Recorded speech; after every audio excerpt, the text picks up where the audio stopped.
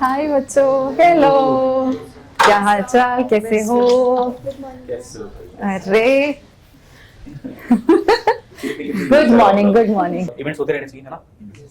क्या क्या खास लगता है ऐसे इवेंट्स में आपको? ऐसे इवेंट्स ना हमें ये अच्छा लगता है कि लाइक जब हम लोग लास्ट टाइम में मिले थे तो जब नीट से पहले तो मुझे गाइडेंस चाहिए थी। सर ने मुझे बहुत हेल्प करी उस गाइडेंस में, बहुत ज्यादा हमेशा हेल्प करी। इस बार सर कुछ सर्कमस्टेंसेस की वजह से मेरा नहीं हो पाया था मैम, मेरा हाथ फ्रैक्चर हो गया था जस्ट नीट से 2 दिन पहले। तो मैंने जैसे तैसे दिया था, तो उसके बाद से मैम तो इस बार तो बोला कि हाँ इस बार एक बार और प्रिपेयर करके देखती हूँ कैसा होता है।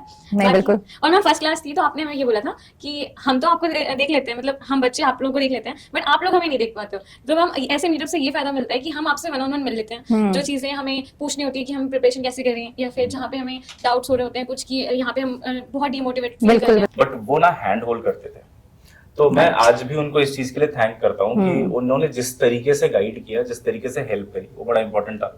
तो हम ना वो मौका आपको मतलब देना चाहते हैं कि यार ना आप हमारे पास आओ, हम अपना बेस्ट देंगे। और देखो एक ह्यूमन टच बहुत जरूरी होता है हर चीज में। राइट। आप ऑनलाइन पढ़ते हो ना, वो ह्यूमन टच कई बार आपको लगता होगा थोड़ा सा मिसिंग है, क्योंकि आप स्क्रीन में देख रहे हो, हम आपको कैमरे में देख रहे हैं।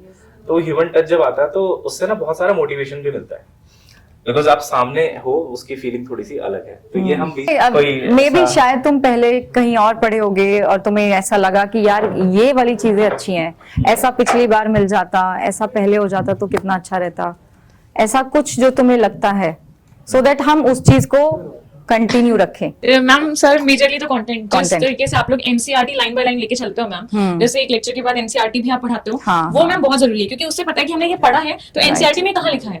Correct. और जो चीजें इंपॉर्टेंट लगती है सर वही वही हाईलाइट कर लेते हैं कि अगर नेक्स्ट टाइम देखेंगे तो पता होना चाहिए कि हाँ ये इंपॉर्टेंट था, मैम ने बताया था तो बस यही पढ़ेंगे। तो ये चीज मैम बहुत बेस्ट है। एंड सर फिजिक्स के लिए तो क्या बोलूं कि सारे क्वेश्चन जितने हम करते हैं सर दूसरी बार देखना नहीं पड़ता है, वो अपने आप हो जाते हैं। फिर उससे बेसिस सर मुझे डायमेंशन वाले में बहुत इशू आ रहा था इस बार, क्योंकि सर लास्ट ईयर आपने हमने जब सफलता बैच पढ़ा था तो आपने सर यूट्यूब पे और उसमें कंबाइंड पढ़ाया था हमें न्यूट्रिएंट डायमेंशन। तो सर उस टाइम मैंने इतना सीरियसली नहीं लिया था ना कि इजी है हो जाएगा, बट डायमेंशन वाले में मैं सर इस बार मैंने बहुत अच्छे से लाइक मैंने 150 प्लस क्वेश्चंस करे उसके।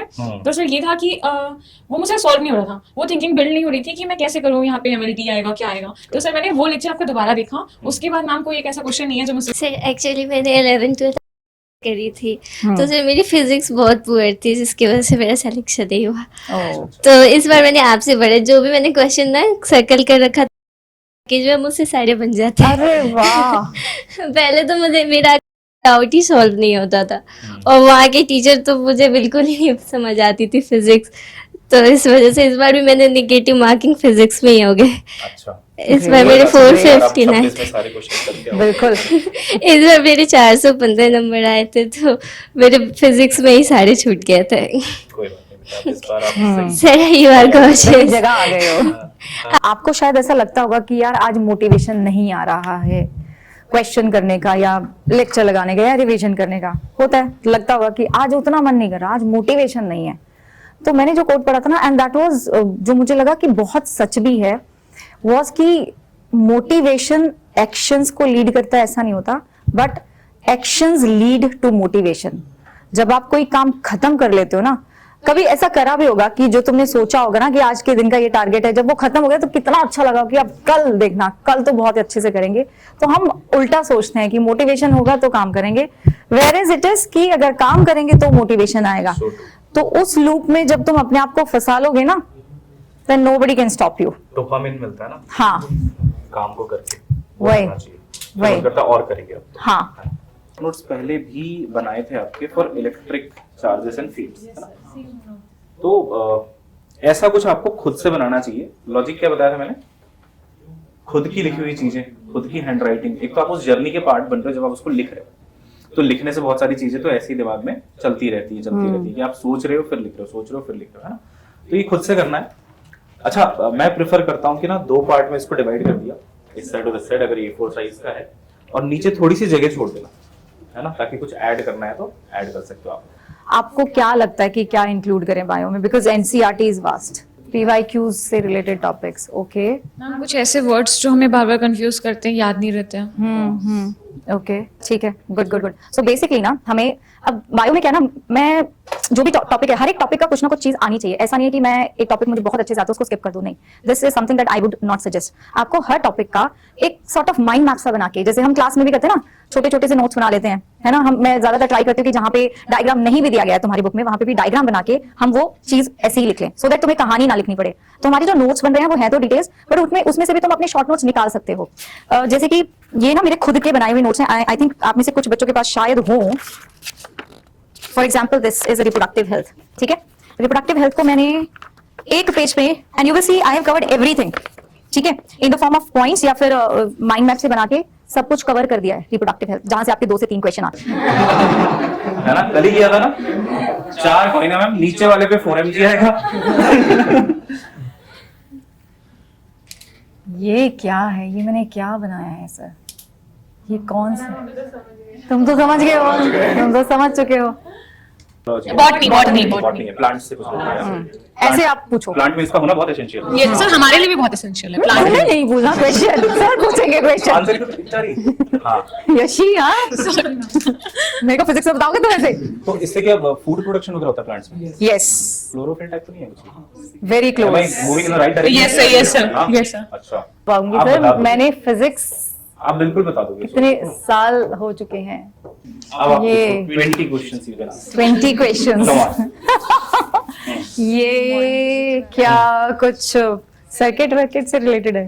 सर्किट में वैसे यूज तो होता है वैसे, बट है ना? बिल्कुल सर्किट में इसका इस्तेमाल तो हो जाता है। कुछ बैटरी से रिलेटेड? बैटरी तो वो जो नीचे नीचे दिख रही अच्छा, है वो वो है। नीचे वो बैटरी। बैटरी तो है वो, लेकिन मैंने बता दिया था, क्लोरोफिल पे पहुंच गया था। बायो तो आसान होती है ना। अच्छा अच्छा, मैंने आपको डिफिकल्ट चीज नहीं पूछी थी। मैंने बहुत आसान चीज पूछी। ये क्या हम अपनी लाइफ में जनरली यूज करते हैं? डिवाइसेस में, डिवाइस के अंदर यूज होता है, इलेक्ट्रॉनिक मॉडर्न फिजिक्स में। डायोड में इसका यूज होता है। सर आप मेरे को और भी ज्यादा वो कर रहे हो। डायोड में इसका यूज होता है। सोलर सेल में भी वैसे इसका। हम बायो पढ़ाने वाले लोग, हम कैसे ये बताएंगे? पीएन जंक्शन डायोड ही है। सर ये तो मैं कभी नहीं बता सकती थी। जंक्शन एन टाइप में। ये कौन सा लेयर है? इधर से ये डिप्लीशन। तो ये मैं तो ये फॉरवर्ड बायसिंग है कि मैं reverse 20 biasing? क्वेश्चन का 40 क्वेश्चन में भी नहीं बता पाती है। निकाल दो कवर से बाहर निकाल दो। निकालो इसको, नीचे रख दो, Yes. इसको रख दो आप नीचे, इसको भी निकालो और दिखाओ सामने। ये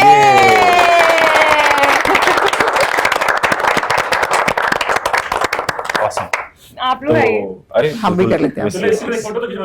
हैं। अब हम कर लेते हैं। हाँ,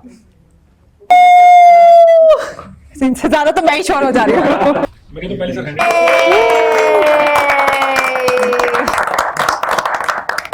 थोड़ा थोड़ा खिला रहे हो, सब डाइटिंग में थोड़ी आपकी तरह। तो बाद में देंगे ना इनको। मेरे को थोड़ा आदत ऐसे है थोड़ा थोड़ा खाने की, तो सर ये मैम मुझे भी नहीं खाने देते पता है। मेरे को किसी ने चॉकलेट दी थी लिटरली, उसका बर्थडे था ऑफिस में, इन्होंने खाने नहीं दिया मुझे, है ना। आपने नहीं खाने दिया था? सर हाँ नहीं खाने दिया था, पर वो तो आपके लिए ही अच्छा था ना। खौफ है सर का। ये बात चॉकलेट ही दे दो। आप वही नैन्सी हो जो बड़े चैट में फेमस हो, जो बहुत ज्यादा चैट करती हो। अच्छा नहीं, 2 नैन्सी बताओ हमारे बैच में। नैन्सी यादव, वो नैन्सी है। अच्छा वो दूसरी नैन्सी अच्छा। है। Got it. मुस्कान क्या दूं? चॉकलेट ही चाहिए। सर बोलेंगे सबको थोड़ा थोड़ा दे रही हूँ। ये और गाएंगे next हमारे। चलो। दिल वाले होते लड़के। लड़के अंदर से बोलना चाहते हैं सारा खा। तो सारा मुंह से निकलता है। सर मुझे तो ना आप चॉकलेट दे देना, ये वाली अच्छा अच्छा अच्छा, वाइट। ठीक है। हाँ ये यार किसी ने यार फैकल्टी को किसी ने नहीं खिलाया, फैकल्टी सबने ओ सॉरी, खाया, किसी ने नहीं थोड़ा खिलाया। बड़ा। फैकल्टी को एक बंदा तो जाके खिला दो हाँ, यार। कोई बात खिला दो भाई। उनका भी सपोर्ट था। सबकी रोक है टोक है नोक है झोंक है